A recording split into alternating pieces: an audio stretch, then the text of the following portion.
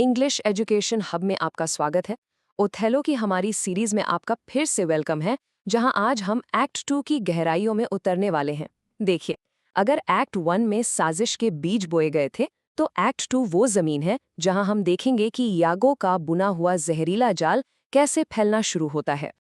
तो आज हम एक्ट 2 को स्टेप बाय स्टेप समझेंगे। सबसे पहले हम देखेंगे कि तूफान के बाद क्या होता है। फिर साइप्रस में किरदारों के पहुंचने पर अयागो अपना प्लान कैसे बनाता है वो भी देखेंगे। इसके बाद जश्न के माहौल का फायदा उठाकर वो कैसे कैसियो को बर्बाद करता है, और आखिर में हम एक्ट 2 के सबसे ज़रूरी टेकअवेज पर एक नज़र डालेंगे। तो चलिए शुरू करते हैं। एक्ट 2 की शुरुआत में ही कहानी वेनिस की गलियों से निकलकर साइप्रस के तूफानी किनारों पर पहुंच जाती है। और यहाँ आते ही एक बहुत बड़ा ट्विस्ट है। जिस टर्किश जहाजी बेड़े से ओथेलो और उसकी सेना आई थी, वो एक भयानक समुद्री तूफान में पहले ही तबाह हो गया है। मतलब जंग शुरू होने से पहले ही खत्म। इससे माहौल में एक राहत है और जश्न की तैयारी हो रही है। सीन 1 में साइप्रस के किनारे पर हमारे सारे मेन कैरेक्टर्स एक एक करके पहुंचते हैं। सबसे पहले कैसियो, फिर डेस्डेमोना और इयागो, और आखिर में अ हीरोज एंट्री, अथेलो। अथेलो और डेस्डेमोना का मिलना बहुत ही इमोशनल और प्यार भरा है, लेकिन उनकी इसी खुशी के बीच कोई है जो अपनी साजिश के लिए एक मौका ढूंढ रहा है, और वो है इयागो। अथेलो और डेस्डेमोना के प्यार को देखकर इयागो एक असाइड में, यानी धीरे से दर्शकों से बात करते हुए अपना असली इरादा बताता है। वो कहता है, अरे वाह, तुम दोनों के सुर तो अभी खूब मिले हुए हैं, लेकिन मैं इन सुरों को कसने वाली खूंटियों को ऐसा ढीला करूंगा। ये लाइन हमें इयागो के शैतानी प्लान की पहली सीधी झलक देती है, और सच कहूं तो ये सुनकर रोंगटे खड़े हो जाते हैं। तो इयागो को अपना मौका कहाँ दिखता है? उसे ये मौका मिलता है कैसियो के व्यवहार में। कैसियो, जो एक परफेक्ट जेंटलमैन है, डेस्डेमोना का स्वागत बहुत ही कोर्टली मैनर से करता है, मतलब एकदम दरबारी तहजीब से। वो डेस्डेमोना के हाथ को चूमता है, बहुत सम्मान से बात करता है। अब देखिए, ऊपर से देखने में तो ये सिर्फ अच्छी तहजीब लगती है ना, लेकिन इयागो की पारखी नज़र इसे एक हथियार के तौर पर देखती है। वो जान जाता है कि इसी व्यवहार को वो ओथेलो के दिमाग में जहर घोलने के लिए इस्तेमाल करेगा। अच्छा, इससे पहले कि हम इयागो के प्लान को और डिटेल में जानें, एक ज़रूरी लिटरेरी टर्म को समझ लेते हैं, सोलिलोक्वी। सोलिलोक्वी ये एक ऐसा ड्रामेटिक डिवाइस है जिसमें कोई कैरेक्टर स्टेज पर अकेला होता है और अपने मन की बातें जोर-जोर से बोलता है। इससे होता क्या है? इससे हम यानी ऑडियंस को उसके असली इरादों और प्लान्स का पता चल जाता है जो वो दूसरे कैरेक्टर से छुपा रहा है। और सीन 1 के अंत में इयागो की एक ज़बरदस्त सोलिलोक्वी आती है, जहां वो अपने पूरे प्लान का खुलासा करता है। तो इयागो की सोलिलोक्वी से उसका मास्टर प्लान बिल्कुल साफ हो जाता है। स्टेप 1, वो अथेलो के मन में ये शक पैदा करेगा कि कैसियो और डेस्डेमोना के बीच कुछ ज्यादा ही नजदीकियां हैं।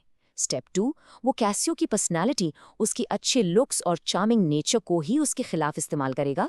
और स्टेप 3, जो सबसे खतरनाक है, वो डेस्डेमोना की अच्छाई, उसकी मदद करने की आदत को ही एक जाल बना देगा, जिसमें अथेलो, कैसियो और डेस्डेमोना तीनों ही फंस जाएंगे। अब सीन 2 भले ही बहुत छोटा है, लेकिन इयागो की प्लान के लिए ये बहुत ज़रूरी है। ओथेलो टर्किश बेड़े की तबाही और अपनी शादी दोनों की खुशी में पूरे साइप्रस में जश्न का ऐलान करवाता है। ये जश्न, ये शराब, ये शोर शराबे का माहौल इयागो को अपना प्लान पूरा करने के लिए एक परफेक्ट अपॉर्चुनिटी, एक सुनहरा मौका देता है। और अब हम आते हैं एक्ट 2 के सबसे लंबे और सबसे इम्पॉर्टेंट सीन पर, सीन 3। यहाँ इयागो की सोच अब एक्शन में बदलती है। वो इतनी चालाकी से, इतनी मास्टरफुली माइकल कैसियो की इज्जत और करियर दोनों को एक ही रात में बर्बाद कर देता है। इयागो को पता है कि कैसियो की सबसे बड़ी कमजोरी क्या है। कैसियो खुद कहता है, शराब पीने के मामले में मेरा दिमाग बहुत कमजोर है, मैं ज्यादा पी नहीं सकता। और इयागो क्या करता है? वो इसी कमजोरी का फायदा उठाता है।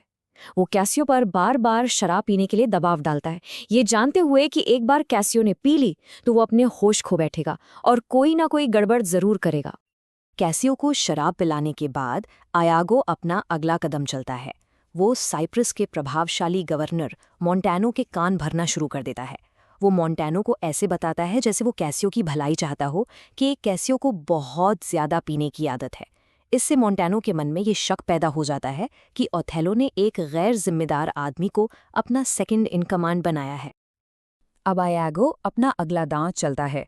वो रोड्रिगो को, याद है ना, जिसे वो अब तक इस्तेमाल करता आया है, उसे नशे में धुत कैसियो को उकसाने के लिए भेजता है। रॉड्रिगो जाकर कैसियो को भड़काता है और ठीक वैसा ही होता है जैसा आयागो ने सोचा था। कैसियो गुस्से में आपा खो देता है और लड़ाई शुरू हो जाती है। कैसियो पहले रॉड्रिगो के पीछे भागता है और फिर मोंटानो, जो बीच बचाव करने की कोशिश करता है, कैसियो उसी से लड़ पड़ता है।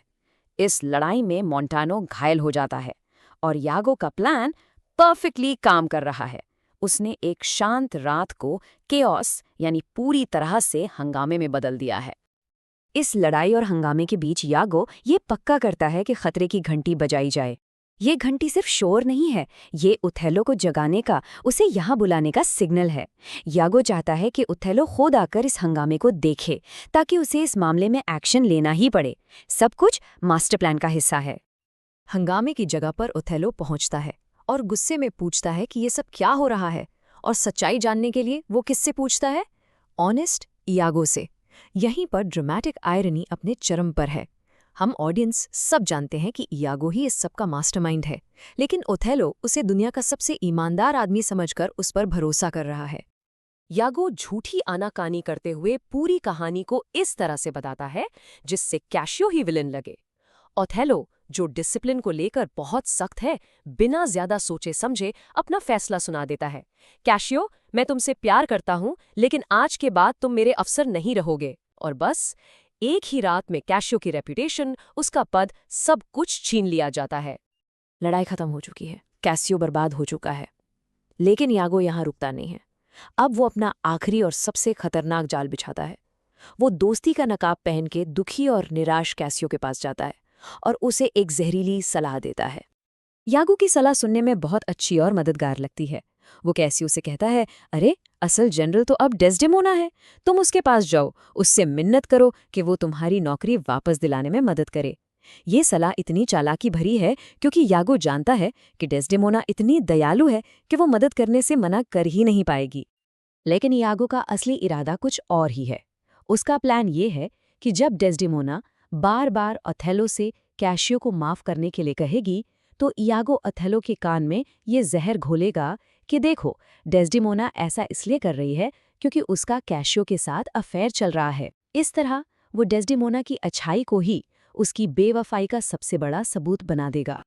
तो अब एक्ट 2 के अंत तक इस ट्रेजेडी की नींव बहुत मजबूती से रख दी गई है। आयागो ने सारे मोहरे सही जगह पर बिठा दिए हैं। अब बस वो अपने बुने हुए जाल के कसने का इंतजार कर रहा है। तो एक्ट 2 से हम क्या सीखते हैं? सबसे पहले, बाहरी युद्ध का खतरा टल गया है और कहानी अब किरदारों के अंदरूनी और घरेलू लड़ाई पर फोकस कर रही है। यागो का प्लान अब सिर्फ सोच नहीं, बल्कि एक डेविस्टेटिंग एक्शन बन चुका है। उसने कैसियो को रास्ते से हटाकर ओथेलो को और भी अकेला कर दिया है।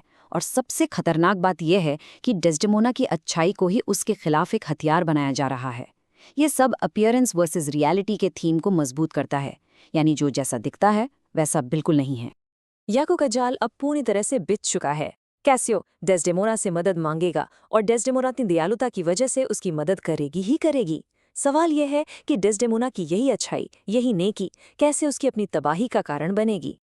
इस सवाल का जवाब हम जानेंगे एक्ट 3 के हमारे अगले एक्सप्लेनर में। ऐसे ही और कंटेंट के लिए सब्सक्राइब करें। धन्यवाद।